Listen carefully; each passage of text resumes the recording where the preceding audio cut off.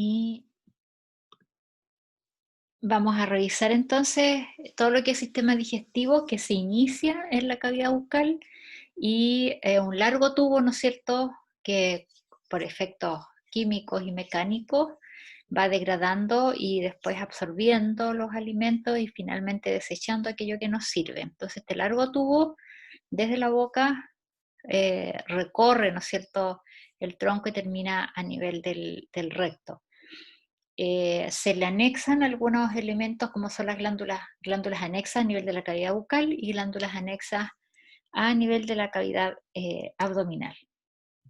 Así que empezamos entonces con lo que es la cavidad bucal, eh, que presenta labios y mejillas que actúan en conjunto como un verdadero esfínter, eh, y que además las mejillas van a ayudar a mantener los alimentos en lo que se conoce como la zona oclusal de la dentadura, es decir, en la zona donde se masca, empujando los alimentos, las mejillas hacia adentro y la lengua empujando hacia afuera. De esa manera se mantiene entonces el alimento en esa zona oclusal.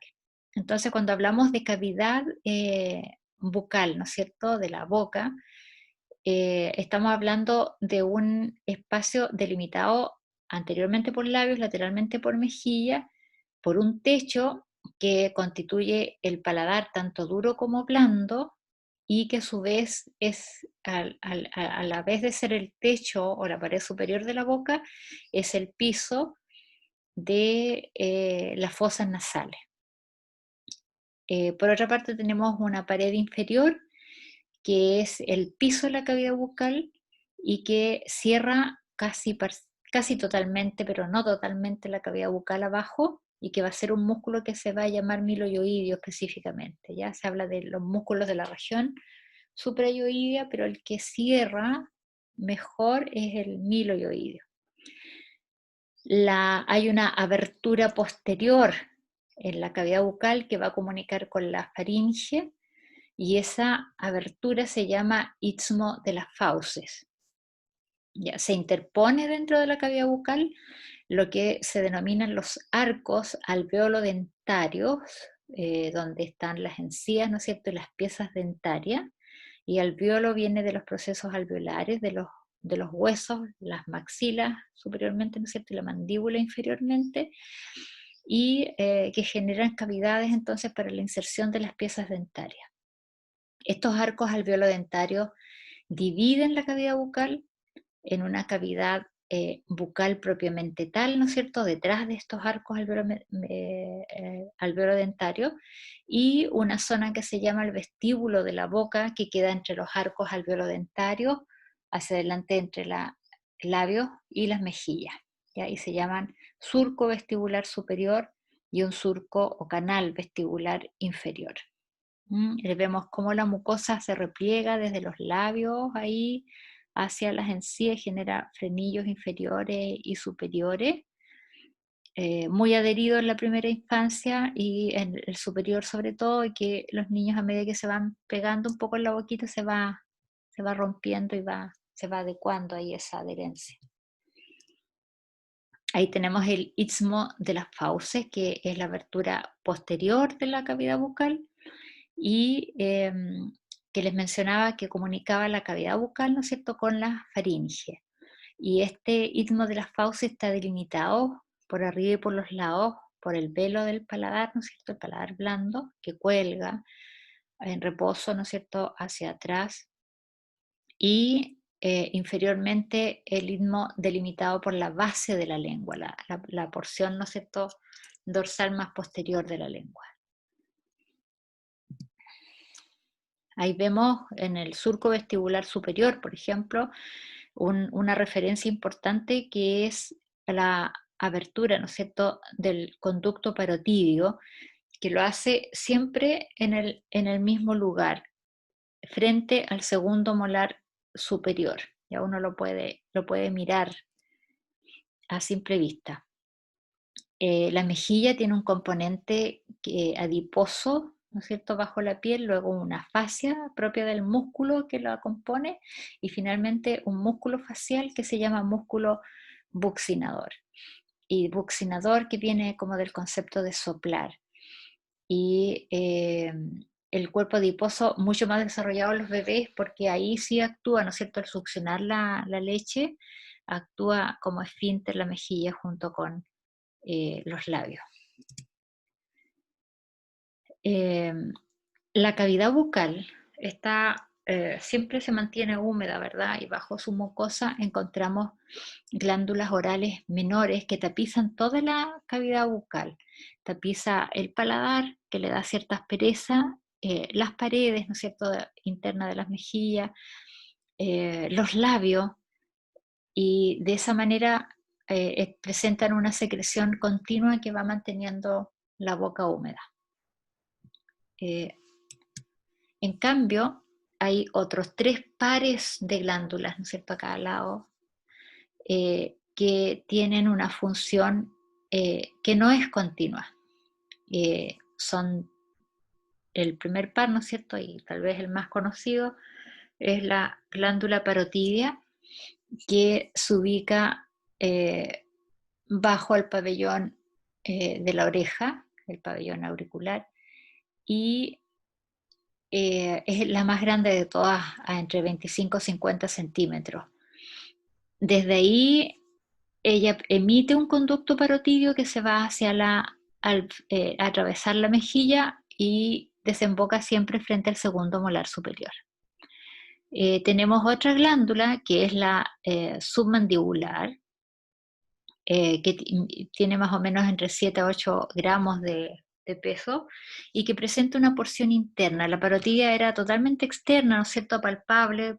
Si es que hay alguna alteración se puede diferenciar, palpable a través de la piel, y la submandibular también presenta una porción en relación a la piel, pero otra porción que entra dentro de la cavidad bucal por encima de este músculo que cierra el piso de la cavidad, que es el miloioideo.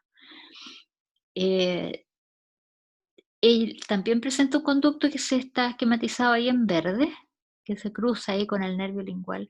Un conducto que se va a abrir en el piso de la cavidad bucal. Y finalmente, la glándula sublingual, que está completamente dentro de la cavidad bucal e inmediatamente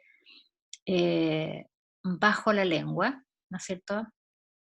Bajo la mucosa y bajo la lengua, y que mide 3 gramos, la más pequeña de todos, y que presenta numerosos conductos sublinguales que se abren directamente ahí en la mucosa. Ya, de esa manera están estos 3 elementos presentando una secreción que se va a deber, quiero saber, no tengo, que va a actuar en base a estímulos psíquicos u olfatorios.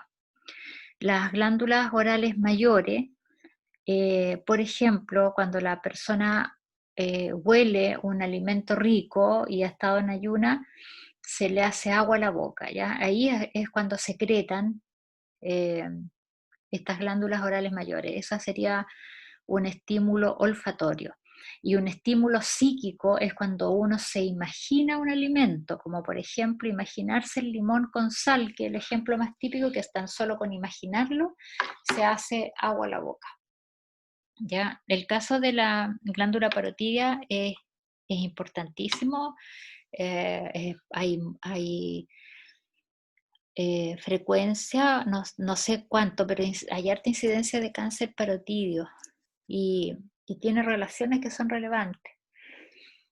Está, como les decía, ahí bajo, ¿no es cierto?, el pabellón eh, auditivo y a nivel de la rama de la mandíbula, y es a medida que uno va profundizando es atravesado por elementos. El más superficial de los elementos que lo atraviesa y se ramifica en ella es el nervio facial, que es el nervio, ¿no es cierto?, que inerva motoramente los músculos de la expresión facial.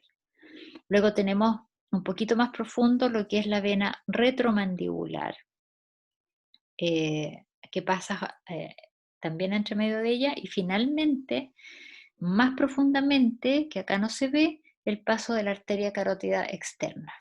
Y esos 3 elementos entonces atraviesan a esa glándula. Eso ya lo habíamos mencionado, el conducto parotidio, ¿no es cierto?, desembocando frente al segundo molar superior.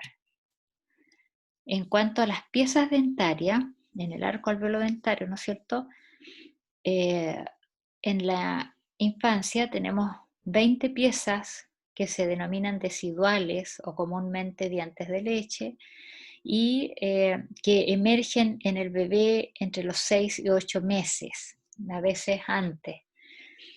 Eh, y termina esta dentición del bebé a los 2 años de edad. Y después, a partir de los 6 años, estas piezas empiezan a soltarse y se empieza a generar el recambio. Ya entre los 6 y 12 años, entonces hay pérdida de las piezas residuales y inicio de la emergencia de las piezas definitivas.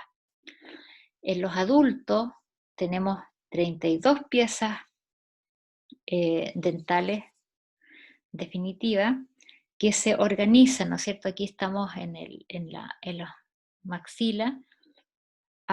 Se organiza de la siguiente manera: ambos arcos alveolo-dentario superior e inferior, lo mismo, ¿verdad? Presenta 4 incisivos en la parte anterior, 2 caninos, uno a cada lado, luego a cada lado 2 premolares, ¿no es cierto?, derecho e izquierdo, y finalmente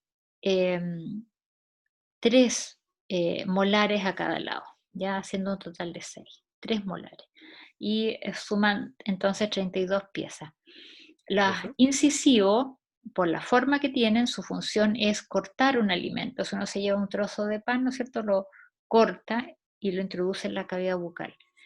En cambio, los caninos, que nosotros los tenemos bastante reducidos, su función debiera ser el desgarrar el alimento, ya al poder enterrarse y traccionar, desgarrar el alimento. ¿Profe? En el caso de los premolares y los molares, la función es moler el alimento, ya para poder generar el bolo alimenticio, lo que vamos a tragar. ¿Profe?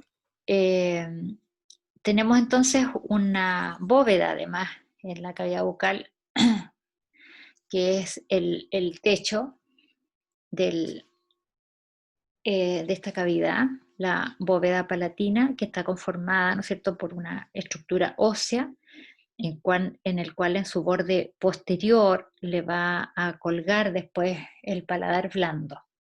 Esta composición ósea está dada por las láminas palatinas de los huesos maxilares derecho e izquierdo que se fusionan en el punto medio en sus 2 tercios anteriores, ¿no es cierto?, ocupados entonces por el hueso maxilar, y el tercio posterior lo generan los huesos palatinos con sus láminas horizontales.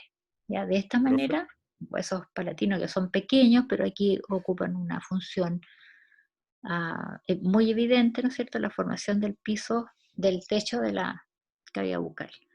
Entonces, 2 tercios anteriores, huesos palatinos, y el tercio posterior formado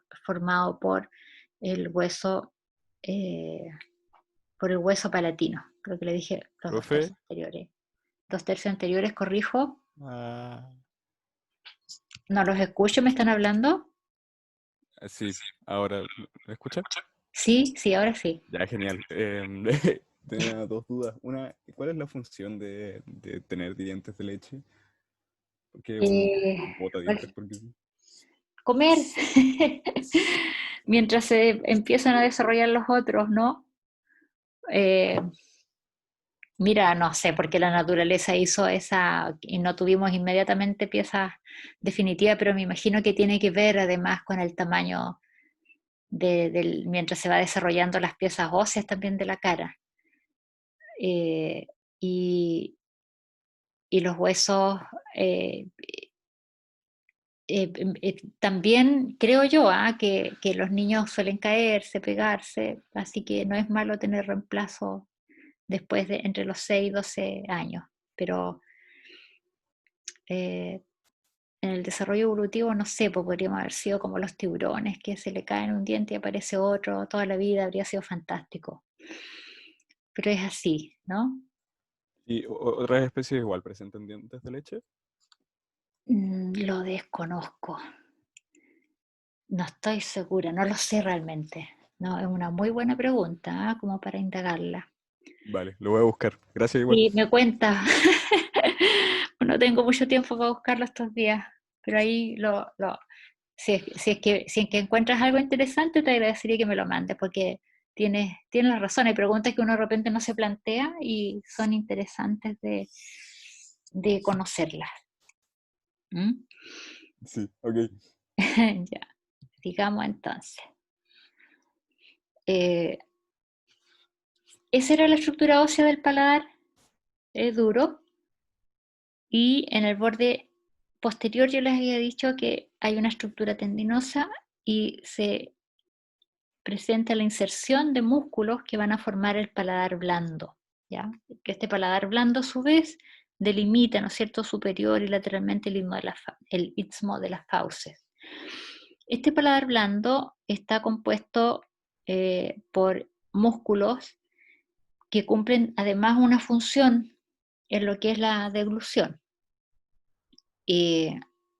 Tenemos en una vista anterior, si pudiésemos, ¿no es cierto?, nosotros sacar las otras estructuras, veríamos dos arcos que se generan en la cavidad bucal y uno se llama palato gloso y contiene un músculo llamado palato gloso, palato de paladar, ¿no es cierto?, y gloso de lengua. También lo pueden pillar en los libros, textos más antiguos como palato estafilino, haciendo referencia perdón, gloso estafilino, haciendo referencia al paladar, y el otro como faringo estafilino. Las fibras musculares entonces del palato gloso, como su nombre lo indica, se extienden desde el paladar, ¿no es cierto?, por su cara anterior, hasta el borde de la lengua. Ya, de esa manera, cuando se contrae el músculo, desciende el velo del paladar y levanta la base de la lengua. ¿Ya? Ese efecto hace que se cierre el istmo de las fauces. Y eso ocurre simultáneamente y rápidamente cuando se está tragando el alimento.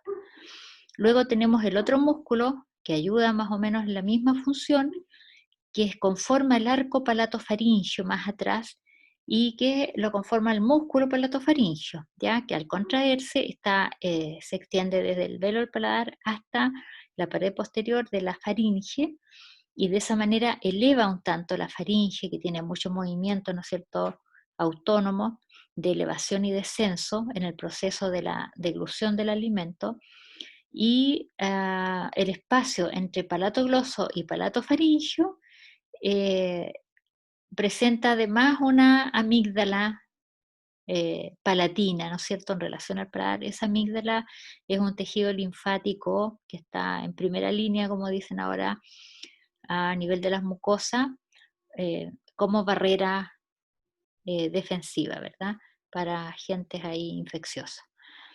Luego tenemos, colgando el velo del paladar, otro músculo que coopera con estos otros dos en lo que es el descenso del velo del paladar y que se llama el músculo de la úvula.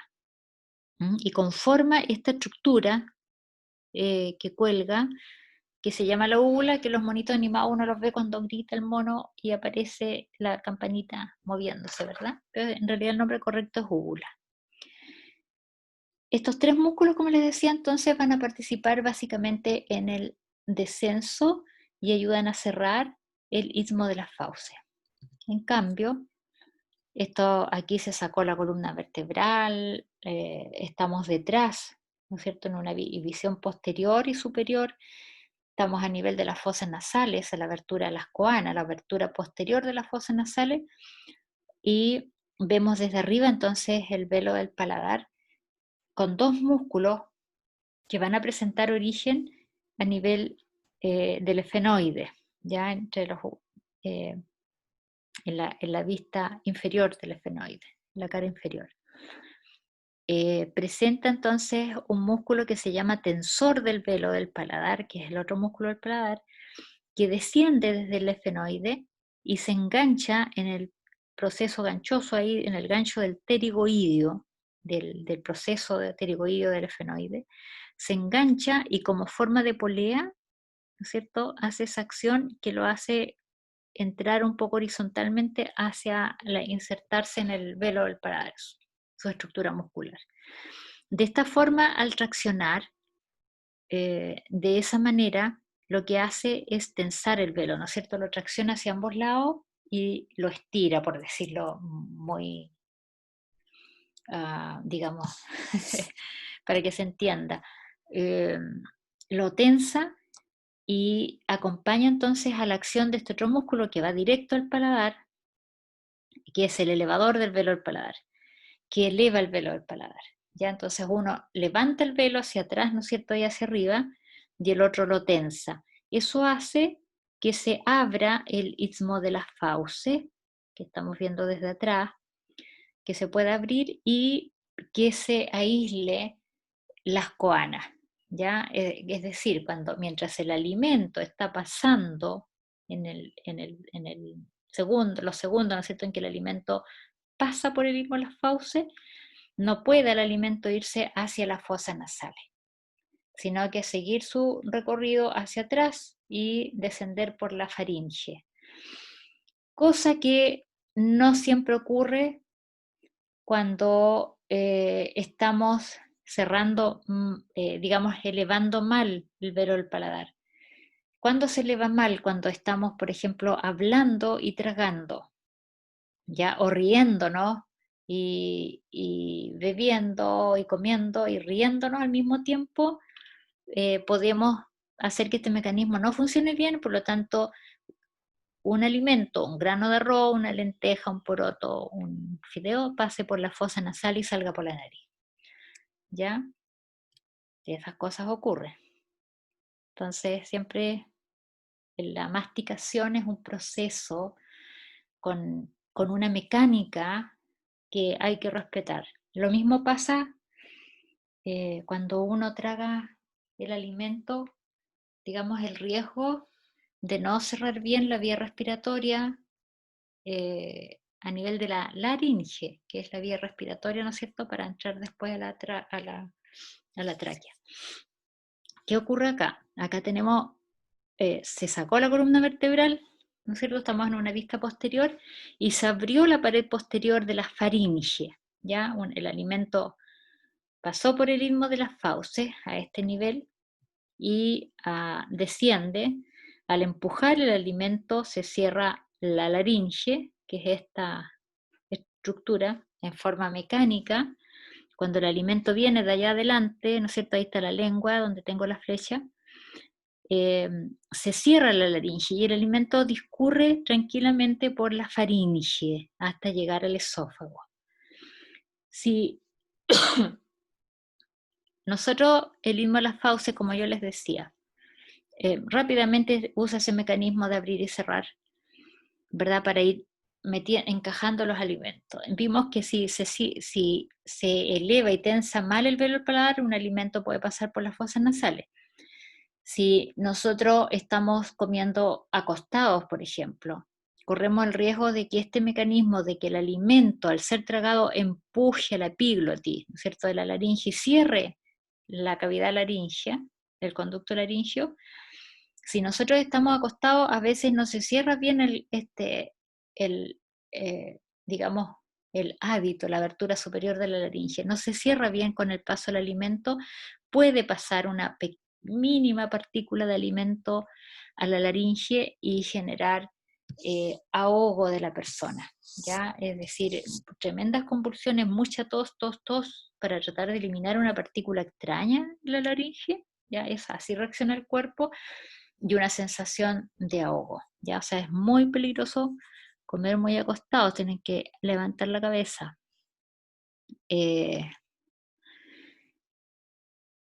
La faringe, ¿no es cierto?, a donde debiera llegar el alimento, es un conducto en forma de embudo que se origina en la base del cráneo, como la vemos aquí, y tiene una longitud aproximada de 14 centímetros. ¿Ya? Y como desciende, en ella, en su pared anterior, se abren 3 elementos, ¿no es cierto? Se abre en la parte más alta las coanas, es decir, se abren las fosas nasales, y por lo tanto esa porción de la faringe se llama rino o nasofaringe. Luego tenemos el istmo de las fauces, el velo del paladar y el istmo de las fauces, que el istmo se abre también en la faringe, ¿no es cierto?, para el paso del alimento, y esa porción se llama orofaringe. Y finalmente la faringe pasa por detrás de la laringe, que es vía respiratoria exclusiva, ¿no es cierto?, al pasar por detrás, genera una porción denominada laringofaringia. ¿Ya? De esa manera entonces se constituye. Tenemos una pared posterior completa, que aquí está abierta, musculomembranosa, y por delante, hacia anterior, tenemos una pared inexistente, es decir, tenemos una pared anterior donde se abren entonces estas tres cavidades. Cuando el istmo de las fauces está cerrado, ¿no es cierto?, o está en reposo, el aire pasa tranquilamente desde las fosas nasales hacia la laringe. Ya es atraído, ¿no es cierto?, por las diferenciaciones de presión hacia los pulmones. Y cuando estamos comiendo, como les decía, el bolo alimenticio cierra, baja la epiglotis, este cartílago, y de esa manera hacia atrás cierra esta abertura respiratoria y permite que el alimento pase por encima y se vaya hacia atrás, hacia la faringe. La faringe se inicia entonces en la base del cráneo y termina a la altura de la vértebra cervical, la sexta vértebra cervical.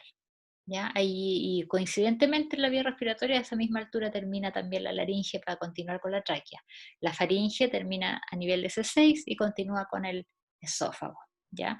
En relación, ¿no es cierto? Esto está en relación, la vía digestiva a esta altura con la columna vertebral. Está por delante de la columna vertebral.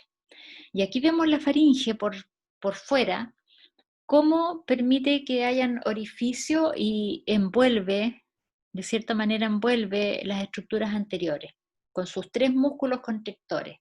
Presenta, formando la pared posterior, tres músculos que se denominan músculos imbricados, porque uno está como por encima del otro, y aparece primero a nivel de la boca un músculo constrictor superior, luego un músculo constrictor medio, que se va a insertar en el hueso yoides básicamente, y un músculo que se llama constrictor inferior, que va a presentar inserciones ahí en la laringe, en el cartílago tiroides, y el cricoide más abajo. De esa manera entonces se forma esta estructura que es la faringe. Aquí está la pared posterior, el músculo constrictor superior, el medio, el inferior.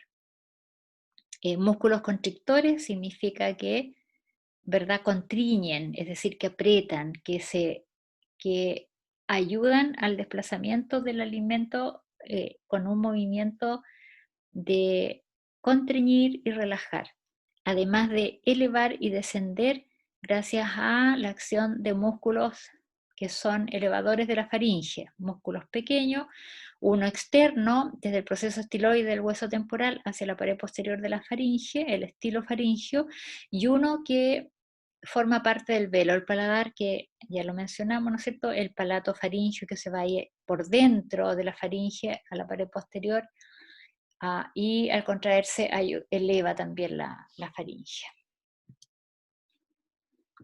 Terminada la faringe, aquí la vemos completa en la pared posterior. Ya insisto que aquí se sacó la columna vertebral para poder mostrar esta imagen de la faringe, que está, vemos aquí la faringe y después de ese 6 el esófago, y ambos tienen un trayecto, ¿no es cierto?, adherido y en relación a las estructuras respiratorias que van por delante. El caso del esófago de C6 hasta T11 atraviesa todo el tórax y presenta porciones en su descenso.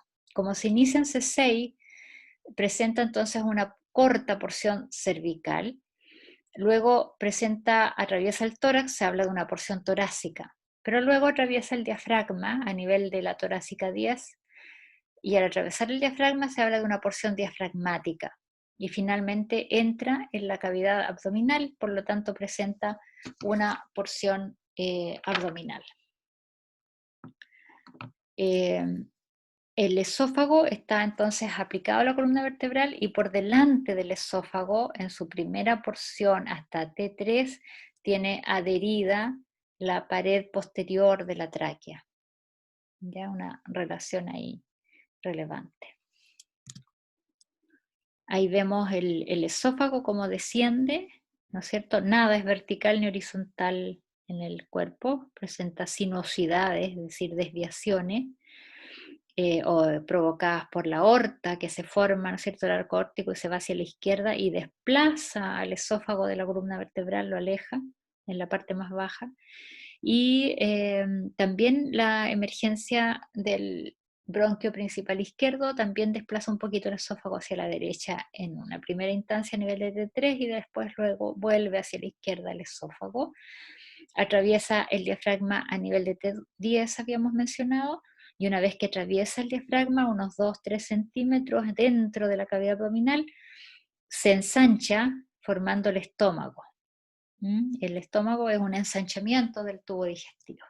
Ya termina el esófago entonces en un punto de unión con el estómago que se llama cardias, que lo vamos a volver a ver enseguida. Y bueno, y aquí hay un esquema de la funcionalidad, cómo funciona, ¿no es cierto?, vegetativamente el esófago, cómo el bolo alimenticio va siendo contraído, ¿no es cierto?, empujado por los músculos circulares de la túnica muscular del esófago que tiene músculos circulares y longitudinales, y eso permite, los circulares al contraerse, por arriba del bolo alimenticio permiten que vaya desplazándose, ¿verdad? Después se relajan estos músculos y así, hasta que se desplaza bien el alimento. Profe, ¿Sí? cuando ese ducto está en reposo, por decirlo así, cuando no estamos tragando nada, ¿hay por dentro hay aire o está como al vacío? Sí, seguro que hay aire. Sí, acuérdate que se forman gases igual a nivel del estómago. Claro. Claro, cuando no estamos comiendo debiera estar bastante relajados los músculos, pero también cuando viene la sensación de hambre, ¿no es cierto? Sin que esté el alimento pueden estar, digamos, con cierta movilidad. Ok. Ujú. Tenemos entonces los cuadrantes, la cavidad abdominal se distribuye en cuadrantes ya para razones de ubicación de estructura, de interpretación de radiografías, por ejemplo, se requiere, no sé, determinado órgano, no se dice tómele una radiografía al órgano, sino que tómele la radiografía, no sé, pues, a nivel del hipocondrio derecho, es decir, a nivel del hígado, por ejemplo. Entonces esa es la importancia de las cuadrantes abdominales. Y tenemos 9 cuadrantes generados, ¿no es cierto?, por una línea media que pasa de 2 verticales y 2 horizontales, una a nivel del reborde costal y la otra a nivel de de las espinas ilíacas superiores del hueso coxal o hueso ilíaco. Y de esa manera entonces quedan 9 cuadrantes. Y tenemos cuadrantes superiores cuyo nombre va a ser a nivel de los extremos, ¿no es cierto? Los laterales son los hipocondrios, tanto derecho como izquierdo, y en la zona media, por sobre el ombligo básicamente, se habla de epigastrio. Luego a nivel del ombligo aparecen los 3 cuadrantes medios, que en los extremos se habla de vacíos o flancos derechos e izquierdos, que en realidad no están vacíos porque pasan intestino grueso, y la zona media se llama región umbilical, ya porque está a nivel del ombligo. Bajo estos cuadrantes, ¿no es cierto? Y bajo las crestas ilíacas hablamos de, en los extremos, la fosa ilíaca derecha y la fosa ilíaca izquierda, y en la zona media de lo que es el hipogastrio. Así entonces podemos decir, por ejemplo, que el hipocondrio derecho o el hígado ocupa todo el hipocondrio derecho, casi todo el epigastrio y una parte del hipocondrio izquierdo, o que el estómago lo encontramos a nivel del hipocondrio izquierdo, que las asas intestinales, intestino delgado, por ejemplo, no sé, donde más abundante está en la región umbilical, que el apéndice vermiforme está entre el flanco derecho y la fosa ilíaca derecha, ¿ya? Y se dice más bien fosa ilíaca derecha porque ahí es donde se manifiesta clínicamente mejor ¿cómo se llama? La apendicitis. El hipogastrio, en el hipogastrio encontramos el recto y órganos pélvicos, órganos reproductivos internos, vejiga, ¿ya? Y así, en el hipocondrio, en el hipogastrio izquierdo vamos a encontrar el colon sigmoide. Entonces, el estómago, que está en nuestro hipocondrio izquierdo, es la continuación del esófago, ¿no es cierto?, en un punto de unión que está anotado aquí arribita, que es el cardia, ¿verdad? Que es una zona que muchos lo interpretan como un esfínter, pero anatómicamente no hay ninguna variación en la estructura para decir que es un esfínter, digamos, anatómico. Funcionalmente puede ser por la forma en que llega oblicua el esófago al estómago. Tiene una cara, el estómago anterior y una cara posterior. Presenta una curvatura menor, que es una concavidad hacia la derecha, y una curvatura mayor, que es una convexidad hacia la izquierda. ¿Ya? Ambas curvaturas se inician en el cardias y terminan en el píloro, que es ahí sí que hay un aumento de volumen de músculos circulares que levantan la mucosa y generan un esfínter, visto que se puede ver a simple vista. Tenemos que el estómago, además, por dentro es una cavidad, y sobre el cardia se habla del fondo del estómago, que siempre va a mantener aire, no se va a llenar hasta ahí de alimento. Luego tiene el cuerpo del estómago, y luego se empiezan a angostar y se habla de un vestíbulo o antro pilórico, para terminar entonces en el esfínter pilórico. Y el esfínter pilórico va a comunicar al estómago con el duodeno, que es la primera porción del intestino delgado. Otra cosa que hay que destacar acá, que desde la curvatura menor hasta el hígado hay una tela translúcida, que es peritoneo, que comunica esa curvatura menor con el hilio del hígado, ¿ya? Y que cierra un espacio en la pared posterior del estómago, más este peritoneo cierra un espacio que se denomina bolso mental, que se comunica solamente por este borde libre hacia la derecha. Lo que me olvidaba mencionarle, porque hablamos de cavidad abdominal bajo el diafragma, porque es una cavidad que encierra todos los elementos digestivos, y incluye también a este otro órgano que es el vaso, que no es digestivo, pero está dentro de la cavidad abdominal. ¿Y qué significa estar dentro de la cavidad abdominal? Que todas las vísceras que están en la cavidad abdominal están tapizadas por una serosa que se llama peritoneo. ¿Ya? Y ese sería un peritoneo entonces visceral, que le da ese brillo y que va a secretar líquido peritoneal. Y a la vez hay otra hoja peritoneal que tapiza las paredes, ya que se adhiere a las paredes de la cavidad abdominal, y es el peritoneo parietal. De esa manera hay un espacio virtual entre ambas hojas peritoneales donde discurre el líquido peritoneal. Y los elementos entonces que están dentro de la cavidad son intraperitoneales, pero también existen estructuras que son retroperitoneales o infraperitoneales, es decir, están fuera de la cavidad abdominal, no pertenecen a la cavidad abdominal, como son los riñones, las vías urinarias, la vejiga, y los órganos reproductivos como el útero, ¿no es cierto? La próstata en el hombre, son elementos que están fuera, completamente fuera de la cavidad abdominal, ¿ya? Porque no están dentro del peritoneo. El intestino delgado entonces presenta dos porciones, una muy pequeñita que es de 25 centímetros, que es el duodeno, y una muy larga que se ubica entre los 6 a 7 metros de longitud. La primera porción del duodeno, del intestino delgado, es una porción muy inmóvil, porque está muy apegada a la pared posterior de la cavidad abdominal, y en su trayecto genera una concavidad que encierra la cabeza del páncreas. Ya esto que está acá es el páncreas y está encerrado entonces en el duodeno, en la concavidad del duodeno.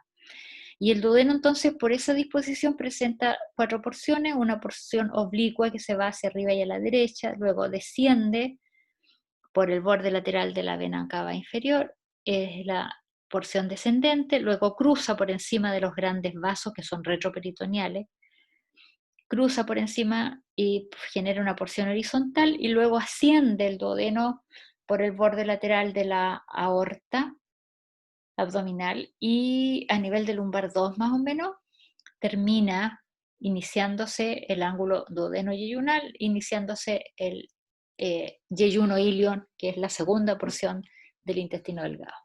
Entonces el duodeno, su relación principal, ¿no es cierto?, es rodear la cabeza del páncreas y estar situado por encima de los grandes vasos, que los grandes vasos son elementos extraperitoneales. Aquí tenemos el yeyuno ilion. Y lo otro que por la ubicación el duodeno es inmóvil, no se puede mover, está completamente además presionado por algunos elementos. En cambio, el yeyuno ilion es la parte del intestino móvil y muy flexuosa, es decir, que tiene muchas asas, muchas vueltas ahí, y eso hace que no se noten, ¿verdad?, en ese espacio los 6-7 metros. Pero no está suelto, ya como uno ve en las películas que sacan como la tripa así, que no tiene nada que la sostenga, no es así, sino que hacia atrás hay un peritoneo eh, que lo mantiene sujeto hacia la pared posterior, ya permite que el yeyuno ilion esté inserto en la pared posterior. Y ese peritoneo, desde ese borde, ¿no es cierto?, se inserta a lo largo de todo el intestino delgado y se ve solamente por anterior, se ve completamente libre, ¿ya? Y esa forma es la que hace que pueda moverse muchísimo. Después de estar ahí todo plegado, en la fosa ilíaca derecha, termina desembocando a 6 centímetros de donde se inicia el intestino grueso, por lo que forma primero un ciego. Desemboca entonces en el intestino grueso.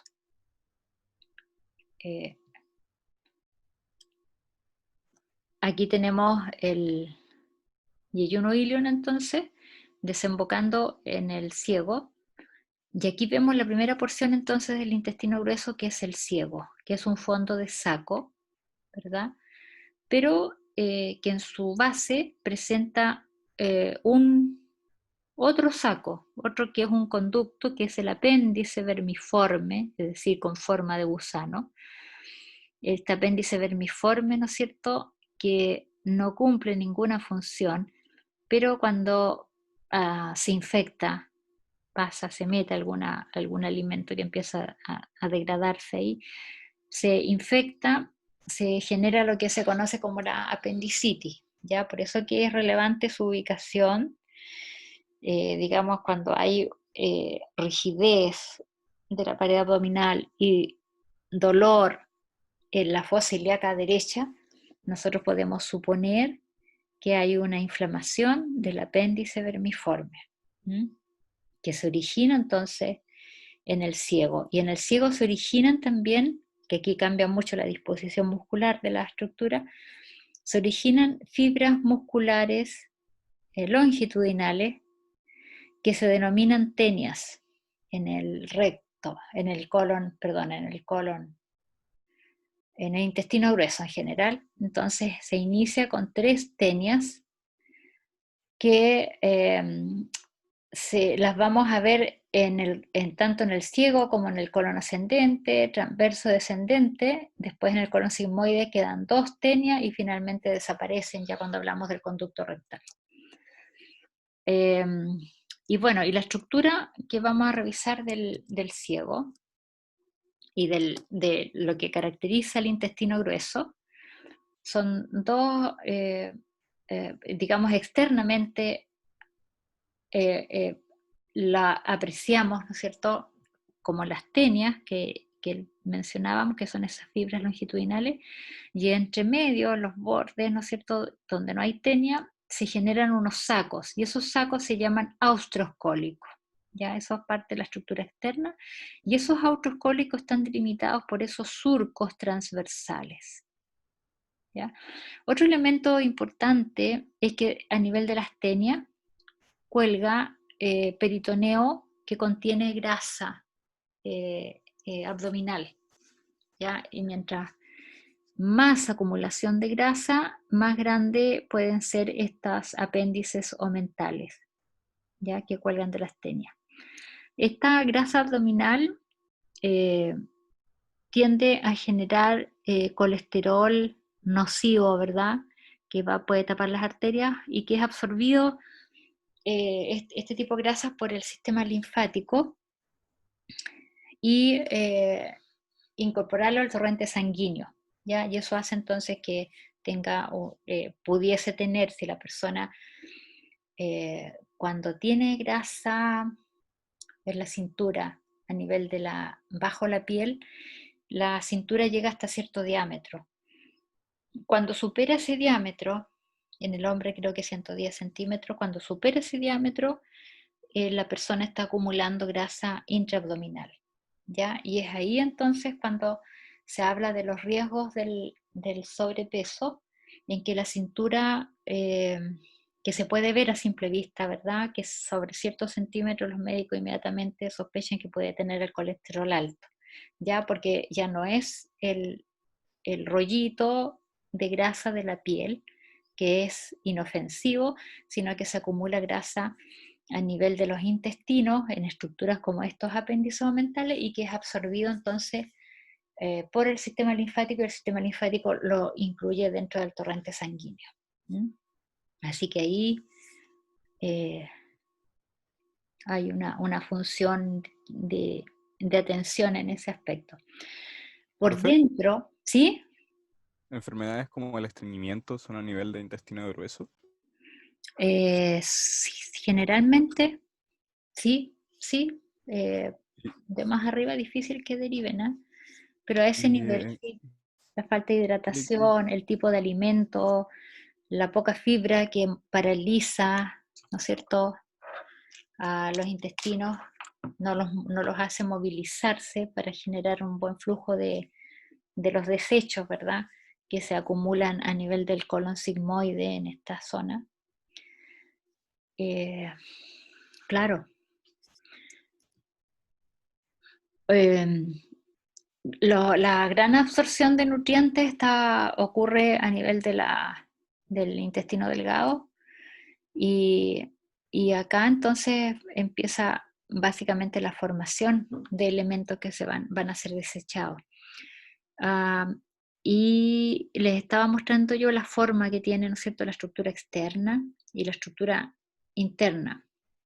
Ya lo externo se refleja dentro y por dentro la mucosa presenta válvulas cólicas y que están delimitadas por, digamos, las válvulas cólicas. Por fuera eran los surcos transversales, ¿no es cierto? Lo que se hunde, por dentro se levanta y constituyen lo que son válvulas cólicas o pliegues semilunares. Y estos delimitan estos saquitos que por fuera son austros, por dentro son celdas cólicas. Y eso ocurre hasta el colon sigmoide, donde se pierde esa formación y se genera musculatura que va a conformar este conducto, que es el conducto rectal. 1,5 metros el intestino grueso, 10 en el lado derecho, el ascendente, luego un ángulo cólico derecho que se relaciona con el hígado arriba, y eso hace que sea más corto este trayecto porque el hígado es un gran órgano, ¿no es cierto?, el más grande que tenemos. Luego el colon transverso, más o menos unos 50 centímetros, el ángulo cólico izquierdo, que va a presentar relación con el vaso hacia arriba, colon descendente, unos 12 centímetros, y luego el colon sigmoide, que es un poquito más largo, está en la fosa ilíaca y termina a nivel del sacro. Ahí tenemos el colon sigmoide con unos aproximadamente 60 centímetros, pero una porción ilíaca de 15 centímetros y una porción pélvica de 45 aproximadamente. Todo variable, ¿no? Aquí tenemos dos formas distintas eh, en que, en que es mucho más corto el colon sigmoide y acá es mucho más largo. Y probablemente eso haga variar, ¿no es cierto?, la calidad, el tipo de digestión e influya en algo ahí las variaciones que se pueden encontrar. Finalmente tenemos el recto, que se inicia como una ampolla rectal, que es intrapélvica y tiene unos 12 centímetros de longitud en su mucosa, una mucosa totalmente lisa que solo se interponen 3 válvulas cólicas, ¿ya? Una superior, una media y otra inferior. Y luego, una vez que estamos a nivel del canal anal, es decir, vamos a atravesar el diafragma pélvico, el piso pélvico, se genera lo que es el canal anal, que es de unos 3 centímetros, que presenta columnas rectales, senos rectales, numerosas glándulas, ¿no es cierto?, para lubricar esta zona. Y enseguida un epitelio de transición y la piel que constituye lo que es el poro anal. Todo esto sostenido fuertemente por el músculo elevador del ano, que es el músculo por excelencia, ¿no es cierto?, que sostiene las vísceras pélvicas, ¿ya? Y tiene una elasticidad que permite ser sostenido sin generar rigidez. Una vez descrito el tubo digestivo, veamos qué ocurre con el peritoneo. Que para eso yo creo que vieron algo, me imagino, de embriología, cómo se desarrollan las vísceras digestivas, penetrando desde la pared posterior hacia adelante, y eso hace que algunos elementos estén parcialmente dentro de la cavidad abdominal, como el duodeno, por ejemplo, que está parcialmente dentro de la cavidad abdominal y por eso es tan inmóvil, está aplicado a la pared posterior, y otros elementos como el intestino delgado penetren completamente dentro de la cavidad abdominal, y eso hace que tenga mucha movilidad y esté sujeto solamente hacia la pared posterior.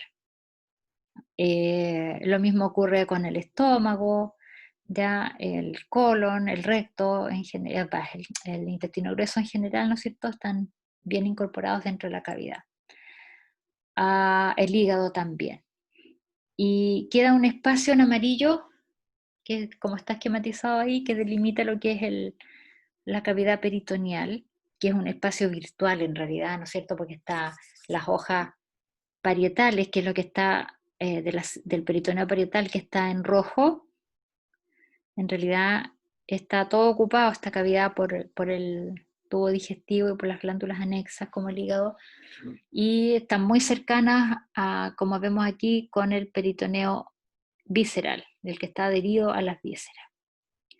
Entonces, sí, es muy relevante esta cavidad peritoneal porque hay patología en que hay un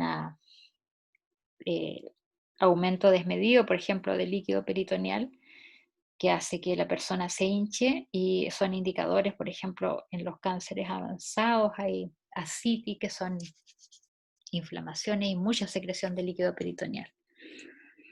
Y aquí vemos cómo quedan fuera elementos del peritoneo parietal.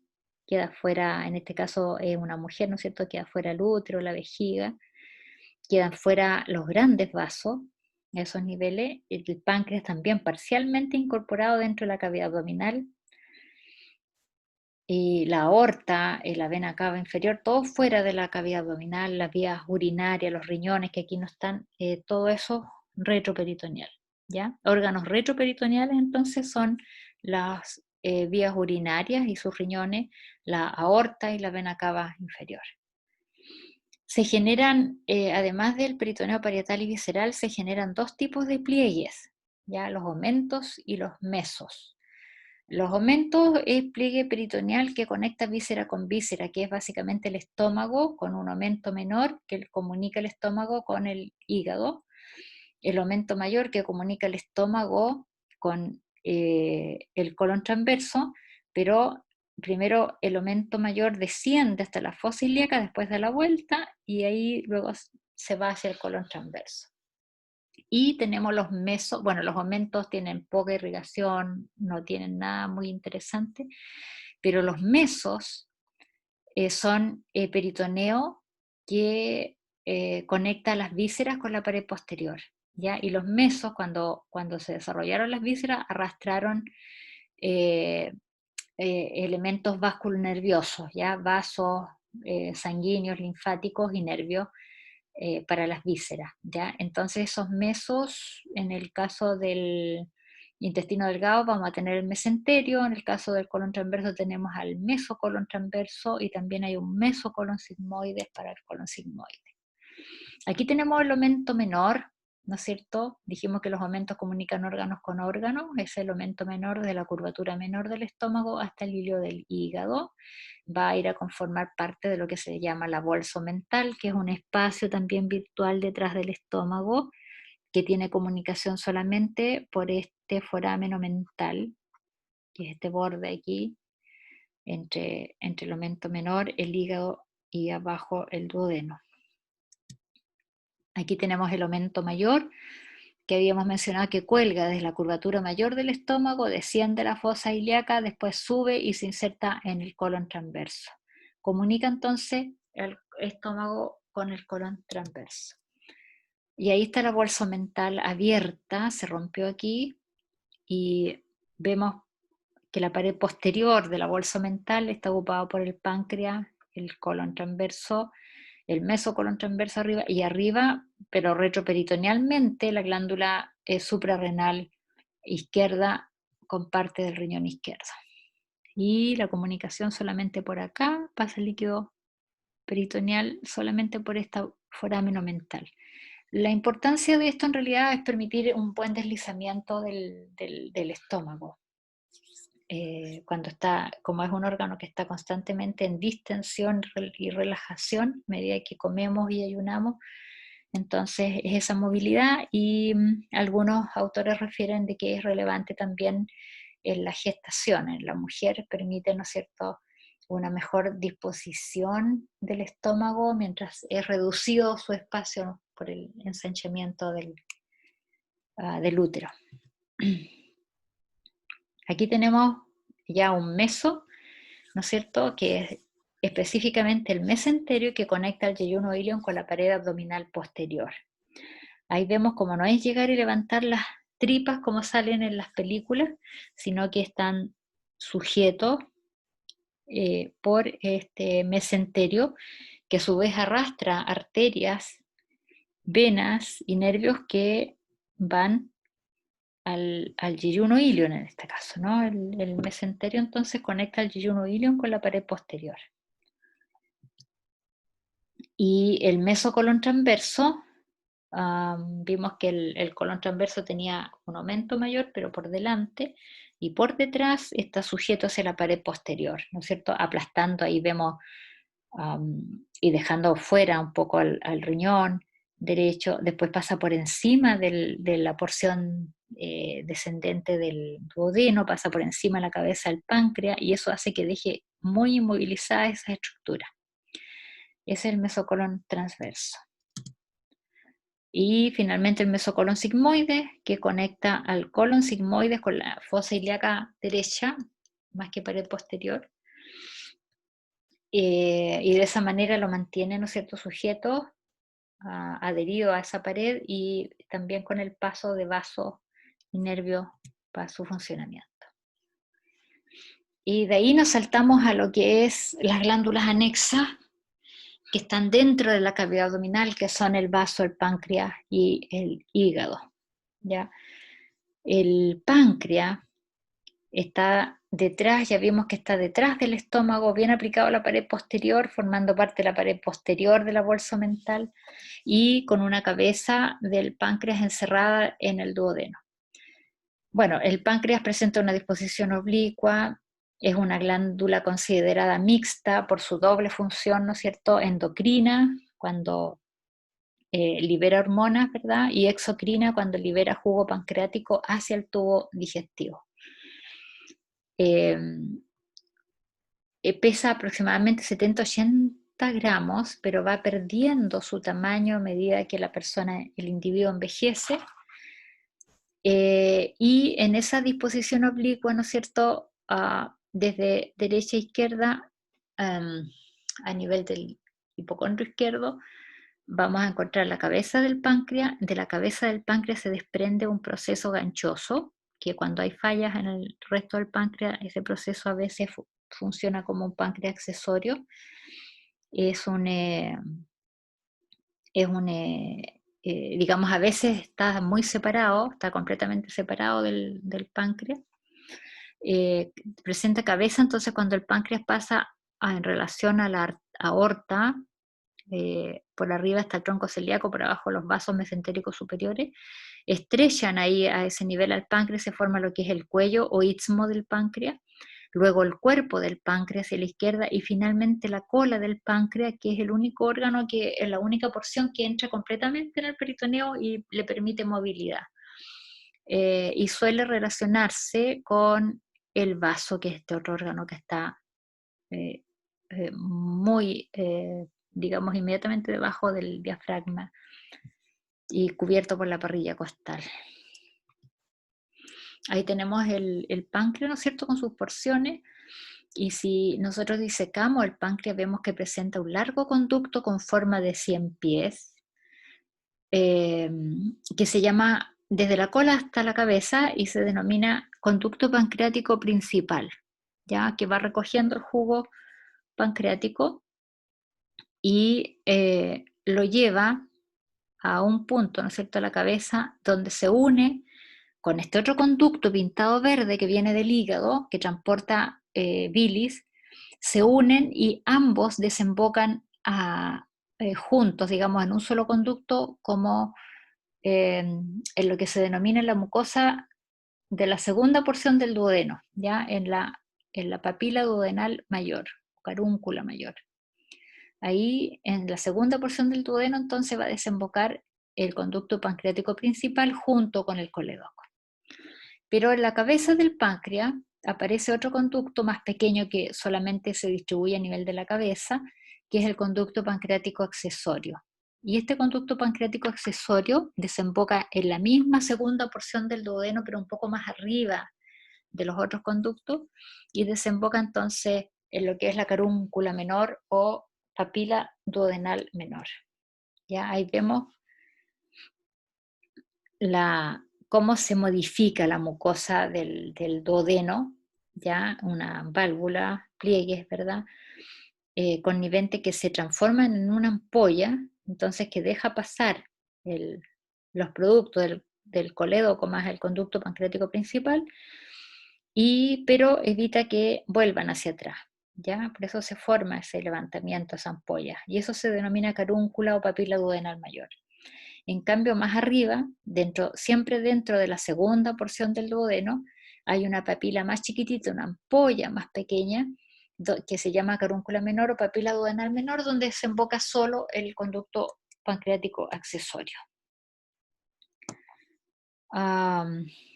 Del vaso, solamente mencionar que no cumple función digestiva, pero que está dentro de la cavidad abdominal, es intraabdominal, ¿no es cierto?, cubierto por peritoneo, y que está en el hipocondrio izquierdo, inmediatamente bajo el diafragma y protegido por la parrilla costal. ¿Ya? Es un órgano de función inmunológica, almacena un poquito de sangre y con funciones de hematopoyético, hematolisis, ¿no es cierto?, producción y destrucción de glóbulos rojos, producción de glóbulos blancos. Y un órgano que sí es muy digestivo, ¿verdad?, y cumple muchísimas funciones, es el hígado. Yo aquí les dejé 2 links donde hay unos recursos, videos realizados con hígados del laboratorio de anatomía, donde pueden ver ustedes todas las partes del hígado, con un tremendo órgano, ¿no es cierto?, que en el cadáver llega a 1500 gramos y en el ser vivo a 2 gramos. Esto porque está funcionando, ¿no es cierto? Y para funcionar, pasa la sangre, producto de la digestión, pasa por el hígado, entonces está lleno de sangre. De derecha a izquierda tenemos el hígado unos 28 centímetros de longitud y un diámetro anteroposterior de 16 centímetros. Presenta dos envolturas, la más externa de ellas es el peritoneo visceral, que es forma de más ligamentos en este órgano, que lo relacionan con las estructuras, pero no son buenos elementos de sostén, sino que el mejor elemento de sostén para el hígado va a ser la vena cava inferior. Y más internamente en relación al tejido hepático propiamente tal, está una cápsula que se denomina de Gleason, que es una envoltura propia. Como les digo, les recomiendo entonces revisar estos videos porque ahí van a ver lo mismo que vamos a hablar acá, pero mejor y más bonito.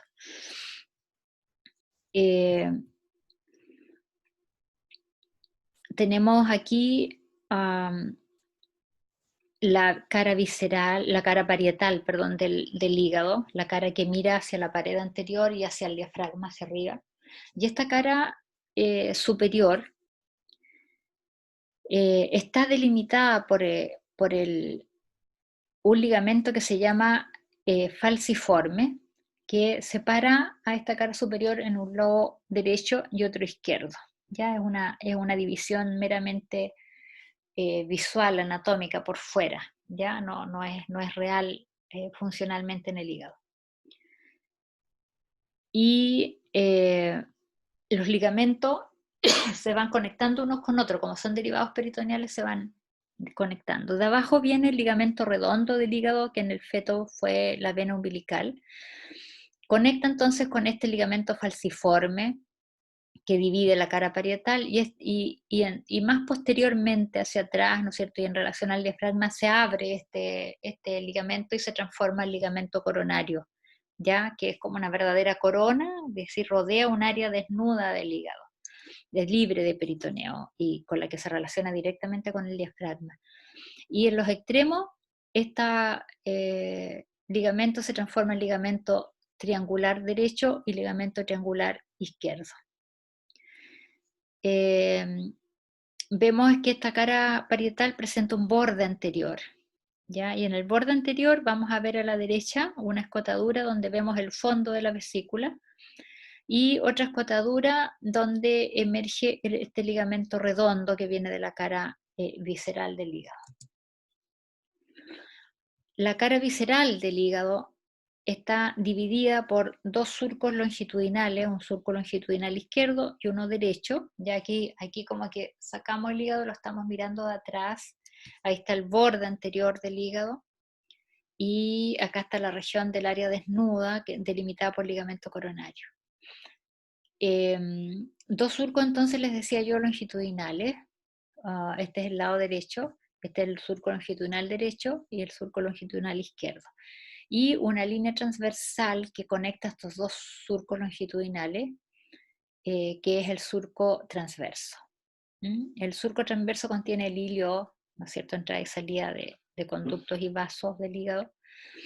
Y el caso del surco longitudinal derecho, por ejemplo, en su parte posterior está pasando la vena cava inferior, que está libre de peritoneo, ¿no es cierto?, en directa relación con el parénquima hepático, y hacia anterior, ¿no es cierto?, acercándose al borde anterior, está la fosa cística, donde vamos a encontrar la vesícula biliar.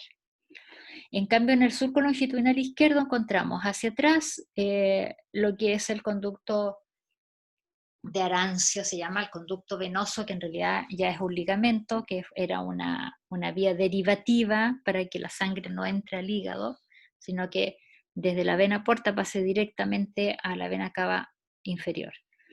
Pero una vez funcionado el hígado, nacido el feto, la sangre pasa a través de la vena porta, que recoge la sangre de la digestión, pasa al hígado y después sale por la vena cava inferior.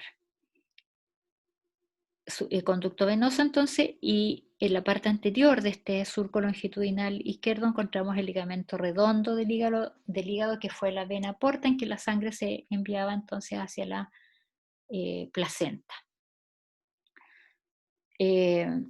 Estos surcos, más el surco transverso, que contiene conductos biliares, la arteria hepática, que irriga el hígado, y la vena porta, que es una vena, ¿no es cierto?, que les decía yo que recoge la digestión de la sangre, producto de la digestión, y la lleva primero al hígado para el almacenamiento, degradación de algunos elementos, desintoxicación de la sangre, etcétera, para generar numerosas funciones a nivel del hígado. ¿Ya? Entonces yo les recomiendo que miren los otros videos porque es muy breve lo que mencionamos acá. Lo que me olvidé mencionarles es que la división que hacen los surcos longitudinales izquierdos y derechos más el surco transverso divide a esta cara visceral en un lóbulo cuadrado entre la vesícula biliar y el ligamento redondo. Está el lóbulo cuadrado. Entre la vena cava inferior y el conducto venoso está el lóbulo caudado, porque presenta un proceso caudado, una cola ahí.